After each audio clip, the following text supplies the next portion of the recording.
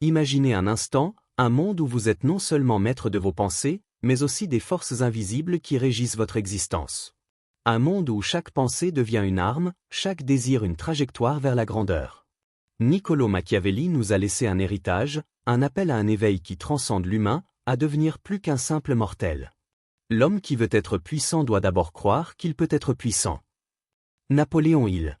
La question que vous devez vous poser aujourd'hui est simple, mais dévastatrice dans sa vérité. Qu'est-ce que vous êtes prêt à abandonner pour devenir une version de vous-même qui dépasse les limites de ce que vous avez toujours cru être possible? Les principes que vous allez découvrir ici ne sont pas pour les faibles de cœur. Ils sont pour ceux qui désirent transcender leur humanité, s'élever au-dessus des défis ordinaires et atteindre l'extraordinaire. Mais attention, ce chemin peut vous transformer à jamais. Vous pourriez même vous retrouver à ne plus être humain. La force cachée dans la pensée. La pensée est une force invisible, mais terriblement puissante. Une énergie qui transcende les simples idées et qui façonne l'univers. Machiavel, visionnaire de son époque, a compris quelque chose que peu de gens saisissent véritablement: la pensée humaine n'est pas seulement un reflet du monde extérieur, mais un outil capable de le modifier. Les leaders, les visionnaires, ceux qui ont marqué l'histoire, ne sont pas ceux qui attendent que la réalité leur tombe dessus, mais ceux qui s'approprient cette réalité, qui la recréent à partir de la vision qu'ils portent dans leur esprit. Le monde, tel que vous le connaissez, n'est qu'une version des choses. Et cette version? Elle peut être transformée. Napoléon Hill, un maître dans l'art de comprendre le pouvoir de l'esprit, l'explique de manière magistrale: ce que l'esprit de l'homme peut concevoir et croire, il peut l'accomplir.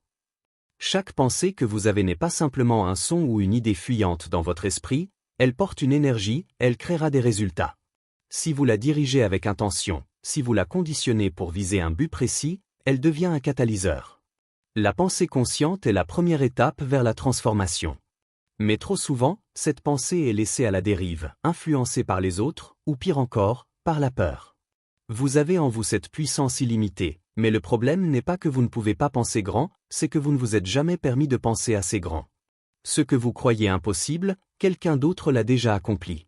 Comment se fait-il que d'autres réussissent là où vous échouez encore et encore? C'est une question de vision. Les limites que vous percevez sont des constructions de votre esprit. Un obstacle invisible qui se dresse seulement là où vous avez choisi de le placer. Si vous comprenez le pouvoir de votre propre esprit, alors vous comprendrez que vous êtes l'architecte de vos propres réussites, et non un simple spectateur dans la pièce de votre vie. Prenez l'exemple de Thomas Edison. Un homme dont l'inventivité a non seulement changé le monde, mais a aussi redéfini ce que possible signifie. Edison ne croyait pas à l'impossibilité. Il a posé une question simple, mais fondamentale: pourquoi ne puis-je pas créer une ampoule qui dure éternellement? Et cette simple question a défié les lois de la science de son époque, elle a bousculé la pensée dominante, elle a fait tomber des barrières que personne n'osait même regarder. Une idée née dans l'esprit d'un homme a donné naissance à une révolution technologique qui change encore notre quotidien. Que se serait-il passé si Edison avait accepté les limites de son époque? Si, au lieu de pousser les frontières de ce qui semblait impossible, il avait dit « Non, c'est trop difficile ou c'est trop risqué ». Il n'y aurait pas eu d'ampoules électriques. Il n'y aurait pas eu de révolutions industrielles.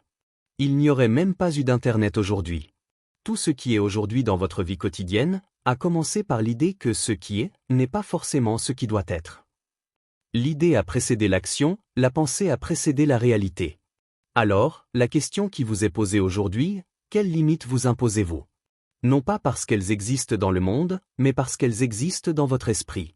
Qu'est-ce qui vous empêche de rêver d'une vie différente, d'une vie sans chaîne, sans frontières, sans limitation? Pourquoi vous restreindre? Pourquoi rester dans cette cage invisible que vous avez créée autour de vous par peur de l'inconnu? Imaginez si vous pouviez franchir ces barrières invisibles. Si, au lieu de vous dire c'est impossible, vous vous disiez comment puis-je le rendre possible? C'est à ce moment-là que la magie opère. Ce n'est pas un rêve, c'est une réalité que vous avez choisie. Une réalité façonnée par votre pensée. Chaque action que vous prendrez, chaque mot que vous prononcerez, sera ancré dans la conviction que rien, ni personne, ne peut vous arrêter. Pensée grecque, toutes les grandes réussites commencent dans le mental. Avant qu'Edison n'invente l'ampoule, avant que l'automobile ne devienne une réalité, avant que n'importe quel grand exploit ne se produise, il y a eu une pensée. Une pensée audacieuse, une pensée sans limite. Et c'est cette pensée qui, inlassablement, continue de façonner l'avenir. Alors, Qu'allez-vous créer à partir de cette pensée? Quel monde allez-vous construire grâce à la force de votre esprit? L'avenir est devant vous. Mais il commence, comme toujours, par une simple pensée. La vôtre. La légende du désir ardent. Machiavel n'a jamais été un simple théoricien du pouvoir. Il savait, mieux que quiconque, que pour atteindre les sommets, il ne suffit pas d'avoir des connaissances ou des stratégies, il faut un désir. Un désir aussi puissant qu'une flamme ardente, capable de traverser les obstacles les plus redoutables. Le véritable pouvoir vient du désir brûlant, une volonté de fer qui refuse l'échec et qui transforme les rêves en réalité. Napoléon Hill, un autre visionnaire, nous rappelle que le désir est le point de départ de toute réalisation humaine. Cela va au-delà de la simple volonté de réussir, c'est un besoin viscéral qui vous pousse à vous lever chaque matin avec un seul objectif en tête, atteindre ce qui semble être hors de portée. Ce désir n'est pas un simple souhait ou une pensée passagère. C'est une flamme intérieure, un feu inextinguible qui, si vous le nourrissez correctement, peut déplacer des montagnes. Sans ce désir, tout est stérile. Sans ce feu qui brûle dans votre cœur, il n'y a pas de chemin vers la grandeur. C'est le carburant qui alimente la poussée vers l'avant, qui vous permet de surmonter les échecs, les critiques, les obstacles et de continuer à avancer, même quand la route semble impossible. Mais le désir brûlant n'est pas quelque chose que l'on trouve facilement.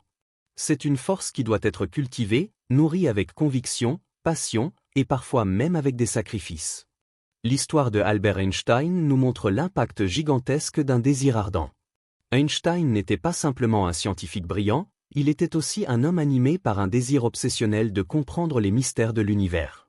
Il ne s'est pas laissé intimider par les lois établies de la physique. Au contraire, il a vu au-delà de ce que tout le monde considérait comme l'inexorable réalité.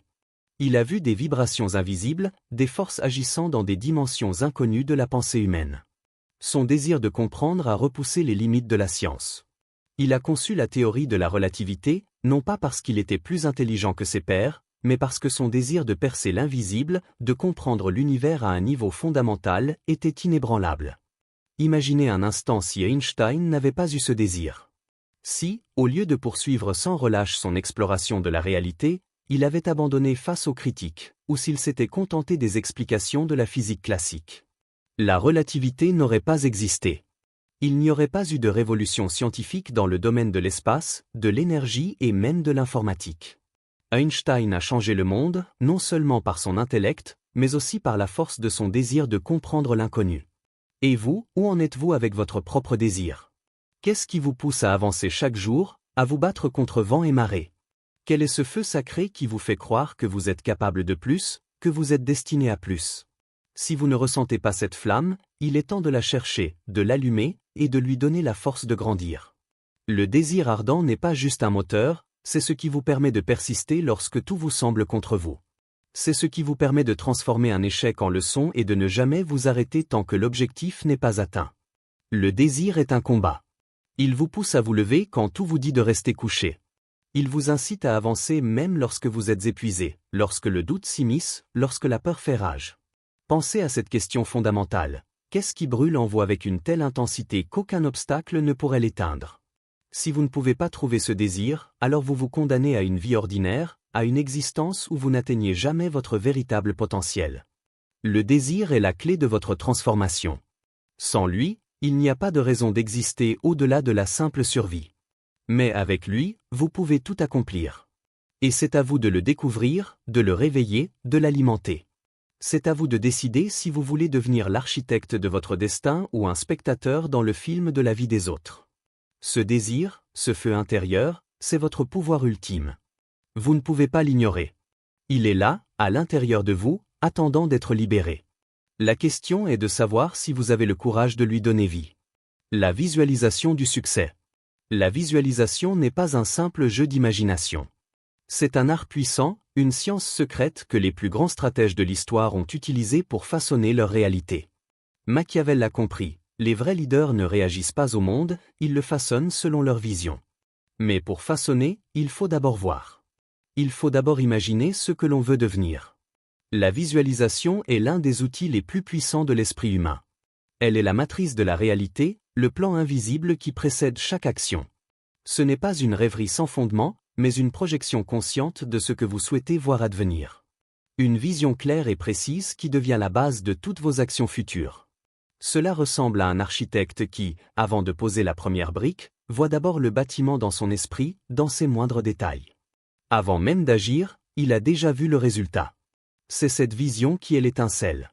Comme l'a si bien dit Napoléon, ce que l'esprit conçoit et croit, il peut l'accomplir. Votre esprit est une terre fertile. Si vous y semez des images claires, puissantes et déterminées, elles pousseront et deviendront la réalité tangible de votre existence. La visualisation n'est pas juste une méthode de relaxation ou un simple exercice de détente. C'est un acte de création. Vous n'êtes pas un spectateur passif dans votre propre vie, vous êtes l'artiste. Vous êtes l'architecte de votre futur. Et ce futur commence dans votre esprit, à travers vos pensées, vos images mentales, vos rêves conscients. Rappelez-vous l'histoire de Michael Phelps, l'un des plus grands nageurs de tous les temps, un homme dont la domination sur la scène olympique n'a pas seulement été une question de technique ou d'entraînement physique, mais surtout de visualisation. Avant chaque course, Phelps ne se contentait pas de se préparer physiquement. Il se visualisait dans la piscine, visualisait chaque mouvement, chaque virage, chaque respiration. Il vivait la victoire dans son esprit avant même de plonger dans l'eau. Il ressentait déjà la sensation de la victoire avant qu'elle ne devienne réalité. Et c'est ainsi que, lorsqu'il se retrouvait dans l'eau, son esprit était préparé, déjà imprégné de la confiance nécessaire pour dominer ses adversaires. Le pouvoir de la visualisation, c'est cela, c'est imprégner votre esprit d'une image de succès si claire et si intense que rien ni personne ne peut l'effacer. C'est créer un plan mental avant même d'agir, comme une boussole intérieure qui vous guide à chaque étape. Avant de voir les résultats dans le monde extérieur, vous les avez d'abord vécus à l'intérieur.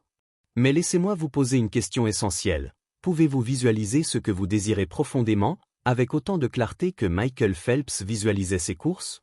Si vous pouviez voir, vraiment voir, ce que vous voulez devenir, chaque détail, chaque nuance de ce futur, comment cela pourrait-il changer votre quotidien?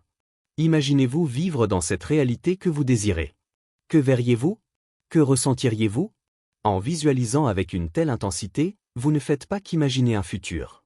Vous l'attirez à vous. Vous préparez votre esprit à le recevoir. Les plus grands créateurs, les plus grands leaders, ont tous eu cette capacité à voir avant tout le monde ce que les autres ne pouvaient pas encore voir. Ils ont vu la fin avant le commencement. Ils ont eu une vision d'un avenir meilleur, d'un monde meilleur, et ils ont avancé vers ce futur avec une confiance inébranlable. Ils ont vécu ce futur avant même qu'il n'existe. Pensée grecque, la visualisation n'est pas qu'un simple rêve éveillé. Elle est le premier pas vers la création. Elle est la porte d'entrée vers un nouveau monde, un monde où vous êtes maître de votre destin. Alors, qu'attendez-vous pour commencer à visualiser ce que vous voulez vraiment? À chaque pensée, à chaque image mentale que vous créez, vous vous rapprochez de ce que vous êtes destiné à devenir. Et souvenez-vous, tout commence dans votre esprit. Votre avenir, vos succès, vos réalisations, tout est déjà là, prêt à être concrétisé, si vous osez voir ce que d'autres ne peuvent encore imaginer. Vous avez le pouvoir de créer. Maintenant, il vous suffit de voir. L'art de l'autosuggestion, le pouvoir de se reprogrammer. Au fond de notre esprit, il existe un principe simple, mais terriblement puissant, que Machiavel savait instinctivement, l'autosuggestion. C'est cette capacité à reprogrammer notre propre esprit pour atteindre la grandeur, à diriger nos pensées et nos croyances vers un objectif précis. Ce processus, que Napoléon appelle la force mentale de l'autosuggestion, est l'essence même de la transformation. Car la vraie magie réside dans un phénomène subtil, mais implacable. Ce que vous répétez, vous le devenez. Chaque mot, chaque pensée, chaque affirmation répétée avec conviction et foi s'inscrit profondément dans votre subconscient, ce lieu mystérieux qui contrôle bien plus de votre vie que vous ne pouvez l'imaginer. Ce sont vos pensées répétées qui, jour après jour, forment la réalité dans laquelle vous vivez. Vous n'êtes pas prisonnier de votre passé, vous êtes maître de ce que vous devenez. Et la clé de cette transformation réside dans la puissance de la répétition. Pensez à la répétition d'affirmations puissantes comme une graine plantée dans l'esprit. Chaque affirmation est une graine déposée dans le sol fertile de votre subconscient. Au départ, elle peut paraître fragile, presque imperceptible. Mais avec le temps, nourrie par votre foi en vous-même, cette graine pousse, se développe et finit par influencer chaque aspect de votre vie. Le subconscient est comme un terrain qui réagit à tout ce qu'on lui donne à assimiler. Si vous lui offrez des pensées positives, des idées de réussite, des croyances en vos capacités, il les adopte et les transforme en action, en comportement, en résultats tangibles. Le pouvoir de l'autosuggestion réside dans sa capacité à changer votre perception de vous-même. Ce que vous croyez profondément à votre sujet, vous le devenez. Si vous croyez que vous êtes capable de réussir, vous réussirez. Si vous croyez que vous pouvez surmonter l'adversité, vous la surmonterez. Ce changement radical commence avec une simple, mais puissante affirmation. C'est la construction silencieuse de votre nouveau soi, façonné par les mots que vous vous dites chaque jour. Regardez l'exemple de Walt Disney, un homme qui, avant même de bâtir l'empire qu'il a créé, a répété chaque jour à lui-même « Je vais créer le plus grand parc à thème au monde ». Chaque matin, chaque nuit, il imprégnait son esprit de cette pensée. Il ne se contentait pas de rêver de Disney World, il s'était déjà convaincu que cela allait se réaliser, que l'impossible devenait possible par la force de ses pensées et de ses affirmations. Avant que l'infrastructure gigantesque ne soit construite, avant même qu'un terrain ne soit acquis, Disney se voyait déjà en train de marcher à travers son propre parc. Il s'était déjà programmé pour y arriver. Son esprit, nourri de cette affirmation constante, a permis à sa vision de se concrétiser. Walt Disney ne s'est pas simplement demandé s'il pourrait construire un parc d'attractions. Non, il s'est affirmé chaque jour que cela allait arriver. Et chaque pensée, chaque affirmation de ce rêve a été un pas vers sa réalisation. Le rêve est devenu inévitable. Maintenant, imaginez un instant, quels mots vous pourriez vous répéter chaque jour pour transformer votre propre réalité? Quelles affirmations puissantes pourriez-vous vous offrir à vous-même? Quel mantra vous guiderait, jour après jour, vers l'accomplissement de vos rêves? Ce sont ces mots qui détermineront votre direction. Les pensées que vous choisissez d'adopter sont les fondations sur lesquelles se bâtira votre avenir. Essayez cela, je suis digne du succès que je cherche. Répétez-le chaque jour, tout au long de la journée, et observez comment, à chaque fois que vous prononcez ces mots, une nouvelle force se manifeste en vous. La répétition fait grandir cette conviction intérieure, et avec elle, la réalité commence à changer. Vous allez commencer à voir des opportunités là où il n'y en avait pas, à percevoir des solutions là où il n'y avait que des problèmes. L'autosuggestion vous permet de réécrire le script de votre vie, de vous libérer des limitations de votre passé et de programmer votre esprit pour réussir. C'est là toute la magie de l'autosuggestion, la reprogrammation de votre esprit, jour après jour, heure après heure. Vous devenez ce que vous vous dites, ce que vous vous permettez de croire. Si vous répétez inlassablement des affirmations qui nourrissent votre confiance, votre succès, vos rêves, elles deviennent votre réalité. Alors, quel mot allez-vous choisir pour vous reprogrammer? Quel est le message que vous voulez imprégner dans les profondeurs de votre être? La transformation commence ici et maintenant, par les mots que vous répétez à votre esprit. Ce que vous devenez, vous l'avez déjà commencé à le créer. L'ultime question qui vous est posée aujourd'hui est cette. Êtes-vous prêt à abandonner votre ancienne identité pour en adopter une nouvelle, plus forte, plus déterminée? Le chemin vers la grandeur n'est pas pour les âmes timides. Vous devrez être prêt à sacrifier des parties de vous-même, à délaisser les pensées limitantes, à remettre en question chaque aspect de votre existence. L'homme qui ne se soucie pas de son avenir est destiné à vivre dans la peur. Napoléon Hill. Machiavel nous enseigne que le vrai pouvoir vient de l'intérieur, de la domination de soi-même, de la pensée organisée, de la visualisation du succès et de la foi inébranlable en sa propre grandeur. L'éveil est là, dans ce moment précis, et c'est vous qui détenez la clé. Mais rappelez-vous, une fois que vous franchissez ce seuil, il n'y a pas de retour en arrière.